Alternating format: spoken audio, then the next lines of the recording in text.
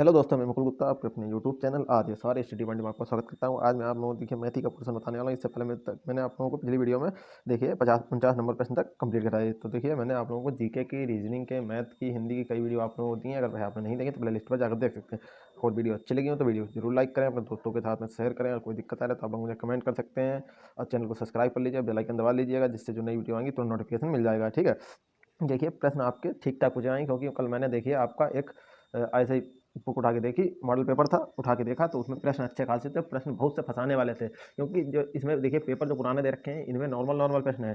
पहले यानी कि 2018 2019 में लंबे समय से प्रश्न पूछे जाते थे, वो आपका है देखिए 2024 में पेपर, तो आपसे ठीक ठाक प्रश्न पूछे जाएंगे। देखिए नौकरियां बहुत कम है, यानी कि अगर फॉर्म के लेवल से देखा जाए, देखिए फॉर्म पड़े 50 लाख के आसपास में। ठीक है, मान लिया 10-5 लाख नहीं जाएंगे तो भी 30-40-45 लाख के आसपास बच्चे पेपर देने जाएंगे, और नौकरियां हैं 60,000। तो आपको देखिए बहुत कंपटीशन है, समझिए आपकी लमसम मेरिट जाएगी 120 के आसपास। 120 प्रश्न सही होने चाहिए। ठीक है, यानी कि 240 नंबर 300 में से लाने पड़ेंगे। ठीक है, और नहीं तो 115 के आसपास में और 110 के आसपास में तो हर हालत में जाएगी मेरिट। ठीक है, तो आपको देखिए कंपटीशन बहुत है, तो आपको तैयारी करने की ज़रूरत है। क्योंकि देखिए इसमें मैंने देखा है कि जो मैं इसमें प्रश्न करा रहा था, वह प्रश्न तो उतने मतलब थे ही नहीं उस पेपर, मतलब मॉडल पेपर में। अब यानी कि मॉडल पेपर में नहीं है तो मॉडल पेपर वालों ने भी यही दिमाग लगाया हुआ। अब मैं देखिए आप लोगों को आगे से थोड़े से टफ प्रश्न और अच्छे प्रश्न बताने की और कोशिश करूँ, क्योंकि मैंने देखिए 2019 के प्रीवियस ईयर के सभी पेपर कराए, और तो मैंने कुछ कराया नहीं है। तो आप लोग देखिए 2019 वाला तो तैयार कीजिए, क्या तैयार कीजिए। और जो देखिए इसमें कहीं कहीं पे नॉर्मल प्रश्न दे देते हैं, उनको छोड़ के फटाफट आपको मोटी मोटी चीज़ें तैयार करनी है। देखिए 50 नंबर प्रश्न दिया गया है, प्रश्न अच्छा है, अगर पूछा जाएगा तो यह प्रश्न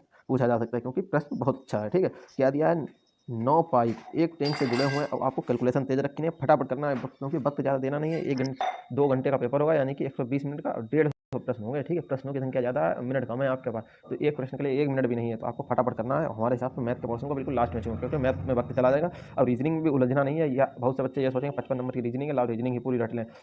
आप रट लीजिए, कोई दिक्कत नहीं, लेकिन आप रीजनिंग में अगर कहीं पे भी एक प्रश्न फंसे और उसके ऊपर दिमाग मत लगाने लीजिए। अगर वो कहीं पे भी 1 मिनट समझिए आपका उसने ले लिया, तुरंत उस प्रश्न को छोड़ दीजिए, तो दूसरे पे जाइए। बाकी बचे हुए जो जो आ रहे हैं उनको सबसे पहले निपटाइए, फिर लास्ट में जब समय बचेगा, बिल्कुल सब कुछ करने के बाद में अगर समय बच जाए तो उस प्रश्न पर जाइए, नहीं तो उस प्रश्न को छोड़ दीजिए। क्योंकि देखिए वक्त भी आप देंगे और बाई चांस गलत हो गया तो उसके चक्कर में जितना बचा हुआ वक्त है वो तो जाएगा और प्रश्न भी गलत हो जाएगा। तो कोई दिक्कत नहीं, तो आपको ऐसे करना है हमारे हिसाब से। ठीक है, 50 नंबर प्रश्न दिया है। 9 पाइप एक टैंक से जुड़े हुए हैं, जिनमें से कुछ पाइप टैंक को खाली कर रहे हैं। ठीक है, 9 पाइप जुड़े हुए हैं। ठीक है, जिनमें से कुछ पाइप टैंक को खाली कर रहे हैं और कुछ पाइप टैंक को भर रहे हैं। ठीक है, प्रत्येक भरने वाला पाइप खाली टैंक को, यानी कि प्रत्येक भरने वाला पाइप खाली टैंक को 24 घंटे में कर सकता है। यानी कि जो पाइप भर रहा है, ठीक है, खाली टैंक को 24 घंटों में भर सकता है। ठीक है, प्रत्येक जबकि प्रत्येक खाली करने वाला पाइप 18 घंटे में पूरी तरह से टैंक को खाली कर सकता है। ठीक, खाली करने वाला, यदि टैंक पूरी तरह से भरा हुआ हो और सभी पाइप एक साथ खोले जाए, यानी कि भरने वाला भी और क्या नाम है, जो खाली करने वाला भी, दोनों एक साथ खोले जाते हैं, तो टैंक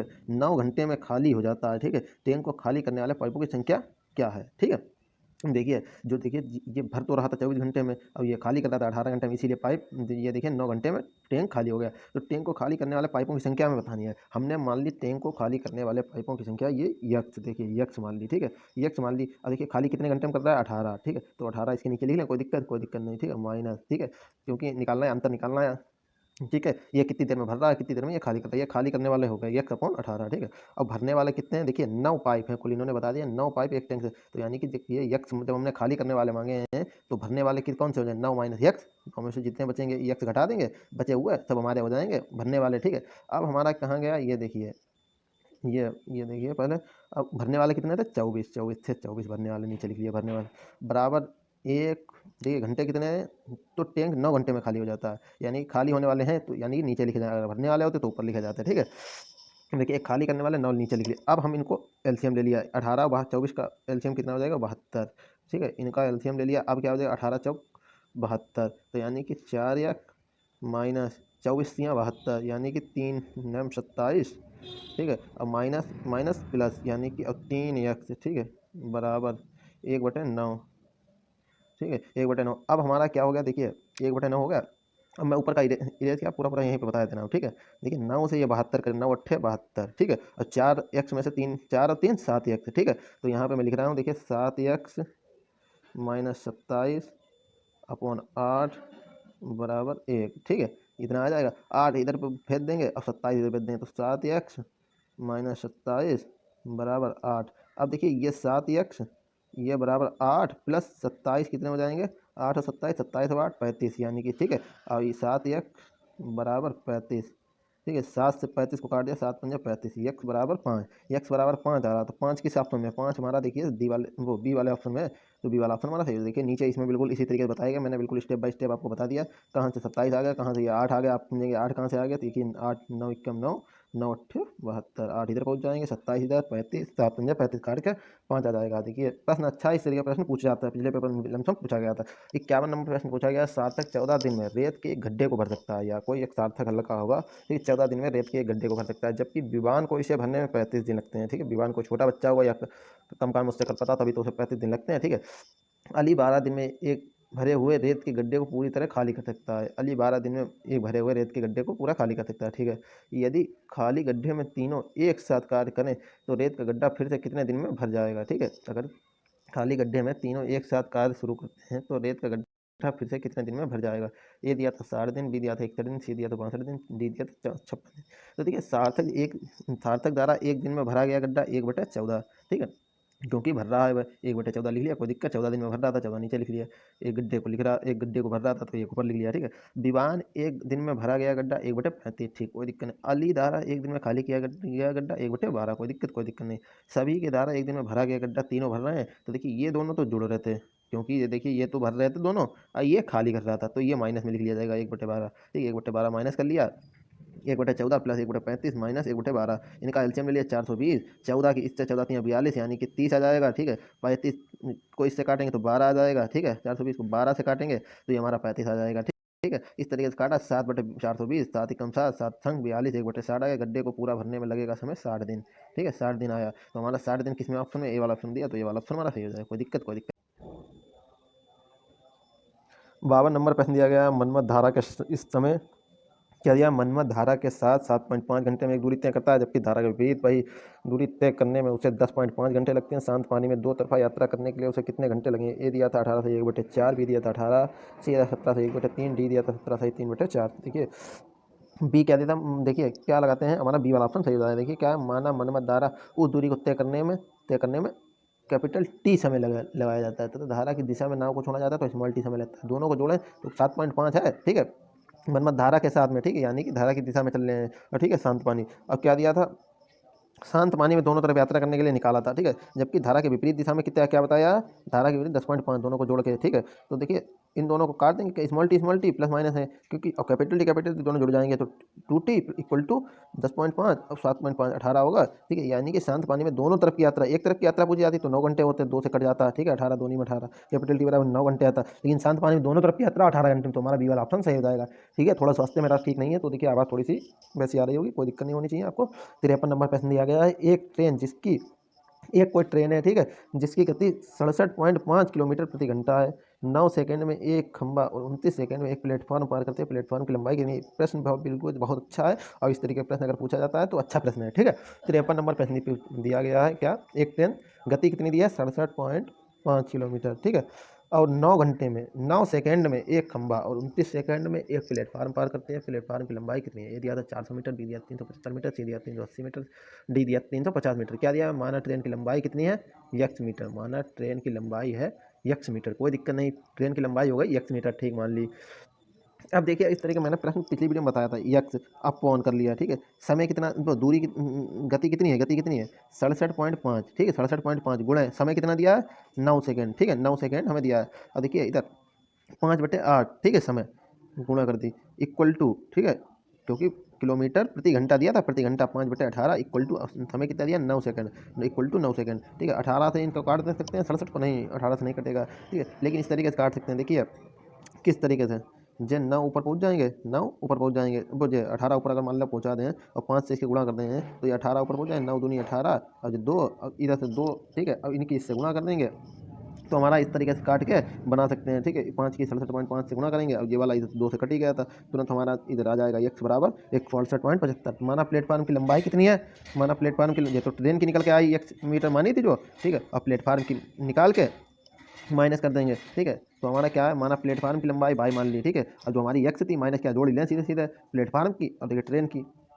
एक्स प्लस वाई कर लिया, कोई दिक्कत। 67.5 मीटर, वो 67.5 किलोमीटर प्रति घंटे की रफ्तार थी, गुणा 5/18, कोई दिक्कत नहीं। अब समय कितना है 29, प्लेटफार्म के साथ में कितना समय 29, ठीक है, 29 सेकंड में पार कर रही है, कोई दिक्कत नहीं। इनका गुणा भाग कर लिया, बाय बराबर 375 आया, तो हमारा ये 375 किस ऑप्शन में, 375 बी वाला ऑप्शन में, तो बी वाला ऑप्शन हमारा सही है।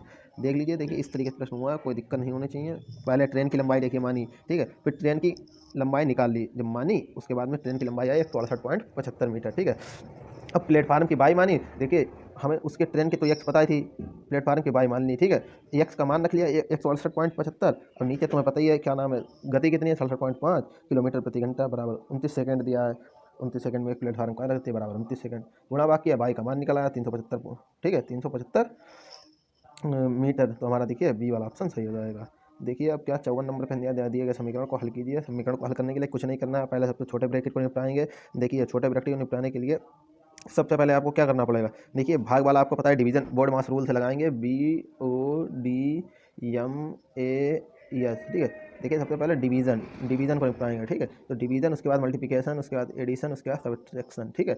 अब आप ये समझिए, सबसे पहले 2 से भाग दे लें, 2 से भाग दिया, डिवीजन करना है, 2 से भाग दिया 26 को 13 आ जाएगा, ठीक है। आप ये समझिए 13 आ गया, इसमें 13 आ गया, 13 चौक, अब गुणा मल्टीप्लिकेशन पहले करना है, 13 चक्कू 13 एकम 13 दोनों 26, 13 39, 13 चक्कू 52, 52 आ गया, 52 माइनस 31 माइनस 52 है, 31, 52 में से 31 चले जाएंगे तो ये कितना बच जाएगा हमारा, माइनस का 21 बचेगा, नहीं बचेगा, माइनस का 21 आ गया, ठीक है। अब ये देखिए मल्टीप्लिकेशन है 30 से, ठीक है, तो ये पहले मंजिला ब्रैकेट वाला आप निपटाएंगे, छोटा ब्रैकेट तो का तो खेल खत्म हो गया, ठीक है, मंजिला ब्रैकेट वाला निपटाएंगे। अब देखिए ये कहाँ गया, 30 से 31 की गुणा कर रहे हैं, कोई दिक्कत नहीं, 30 21 63, ठीक है, यानी कि अब माइनस था, और ये बाहर भी माइनस माइनस माइनस हो जाएंगे, प्लस 630 हो गया हमारा, 630, ठीक है, 630 और प्लस 35, तो हमारा 665 भाग 48 भाग 665, ये 0.07 हमारा ऑप्शन सही हो जाएगा। ये किस में दिया है, ये हमारा किसी में नहीं दिया है, तो हमारा देखिए इसमें कोई ऑप्शन नहीं, इसमें यानी कि इसमें ऑप्शन गलत दिए हैं, ठीक है, इस तरीके से हमारा हो जाएगा, इसमें कोई ऑप्शन सही नहीं दिया। 55 नंबर पर दिए गए समीकरण को हल कीजिए।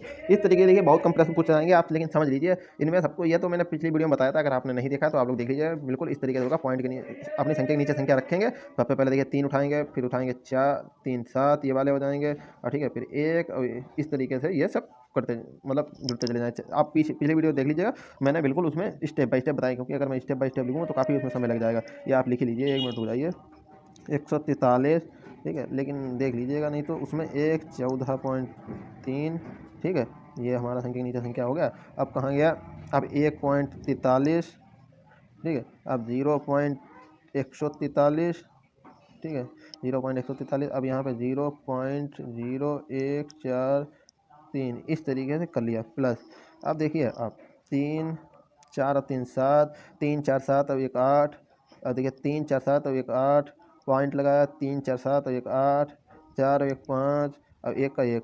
158.8873 किस में है, 158.8873 डी वाला ऑप्शन है, तो डी वाला ऑप्शन हमारा सही है। कुछ नहीं, प्रश्न में था 56 नंबर पर दिया 60/16 और 60/48 का योगफल कितना होगा, इनका योगफल निकालें। देखिए नॉर्मल प्रश्न है, इस तरीके आपके प्रश्न नहीं पूछे जाएंगे, क्योंकि इसमें बहुत सारा कहीं कहीं प्रश्न दे दिया, कहीं कहीं अच्छे प्रश्न दिए हैं। देखिए इस तरीके प्रश्न नहीं बनेंगे, इसमें एलसीएम निकाल के सीधे काट पीट देना, 7/12 आ जाएगा, सी वाला ऑप्शन हमारा सही है। देखिए 57 नंबर प्रश्न दिया, सबसे बड़ी 4 अंकों वाली संख्या क्या है, जो 15 25 और 35 में से प्रत्येक द्वारा विभाजित करने योग्य है। देखिए 15 35 ये क्या होती है, अब आप जानते हैं सबसे बड़ी 4 अंकों की संख्या 9999 होती है, ठीक है, इस तरीके से होती है हमारी। अब देखिए 15 25 अब इनसे सबसे विभाजित होने के लिए आप सीधा इसका एलसीएम निकाल लीजिए। 15 25 और 35 का एलसीएम निकालेंगे तो हमारा आ जाएगा 525। 525 से काट लेंगे, 525 से काटेंगे 525, और ये हमारा बचेगा कहाँ, 5 में से 9 में से 5 के बचे 4, 9 में से 2 के बचे 7, इधर बचेंगे 9 4 474, इधर इससे 9 से अगर काट लेंगे तो 5 5 2500, इधर बचेंगे 4725, ठीक है, इन्हें काटा पीटा, इधर बचेंगे 4, इधर बचेंगे 2, इधर बचेगा 0, इधर 0, यानी कि 24 शेष आया। अब 24 इसमें से अगर कम कर देंगे यही चीज़, तो हमारा देखिए जो भी संख्या आएगी वही हमारा यानी कि हो जाएगा 9999 में से माइनस करेंगे 24, हमारा बराबर में आ जाएगा 9975। किस में दिया है, हमारा दिया है सी वाला ऑप्शन, नहीं सी में कहाँ, इसमें दिया ए वाले में, तो ये वाला ऑप्शन होना सही हो जाएगा। देखिए अच्छे बाद में आपका मेंटल एबिलिटी का पोर्शन शुरू होता है। मैं देखिए अच्छे अच्छे प्रश्न निकालने की कोशिश करूंगा, और आपके प्रश्न अच्छे पूछे जाएंगे। देखिए इसमें कहीं कहीं बहुत नॉर्मल प्रश्न दे दिए गए हैं, जैसे इसमें ये दे दिया सीधे 4 4 का गैप, इस तरीके के प्रश्न आपसे नहीं पूछे जाएंगे। आपसे प्रश्न थोड़ा सा लेवल अलग करके पूछे, जैसे उन्होंने कोई संख्या के दे दी, ठीक है, और इसके आगे ही के दे देगा, उसके आगे यन दे देगा, उसके आगे अब आप दिमाग लगाते रहेंगे 1 का अंतर, ठीक है, फिर इसके बाद मान लीजिए 3 4 का अंतर हो गया, अब फिर उसके बाद हमने 6 7 अक्षर के बाद में यस या टी दे दिया, कुछ भी दे दिया, ठीक है, यद दे दिया या टी दे दिया, ठीक है, इस तरीके से देता चला। अब तो दिमाग ही नहीं, सीधे सीधे इस तरीके का मैंने एक प्रश्न देखा तो मैं भी सोचने लगा, जैसे के और के दे दिया इस तरीके से। अब एक का स्क्वायर किया माइनस एक किया इस तरीके से, तो इसमें बचेगा जीरो, तो यानी कि जीरो का अंतर, ठीक है। इनके और इनके बीच में देखिए, जैसे दो का स्क्वायर किया माइनस एक किया, तो यानी कि तीन का अंतर। इसी प्रकार तीन का स्क्वायर किया माइनस एक किया, इस तरीके से आठ का अंतर। मैं तो दिमाग लगाने, जैसे एक, एक के बाद में तीन, तीन के बाद में आठ, किस तरीके से आ गए। अब आठ के बाद में जैसे कोई भी संख्या आ गई, 12 आ गई, 13 आ गई, किस तरीके से आ जाएगी। जैसे चार चक्को 16, मतलब चार चौको 16 माइनस एक 15 का अंतर आ गया। मैंने भी सोचा कि इस तरीके से हो सकता है, फिर मैंने दिमाग लगाया कि इस तरीके से हो सकता है। तो आप समझिए, आपका प्रश्न अच्छे अच्छे पूछे जाएंगे, तो आप थोड़ा सा प्रैक्टिस अच्छे तरीके से कीजिएगा। मिलते हैं अगली वीडियो, आज के लिए इतना ही रखते हैं। Thank you for watching my video. अगर वीडियो अच्छी लगी तो वीडियो को जरूर लाइक करें, अपने दोस्तों के साथ में शेयर करें, चैनल को सब्सक्राइब कर लीजिए, बेल आइकन दबा लीजिएगा, ठीक है।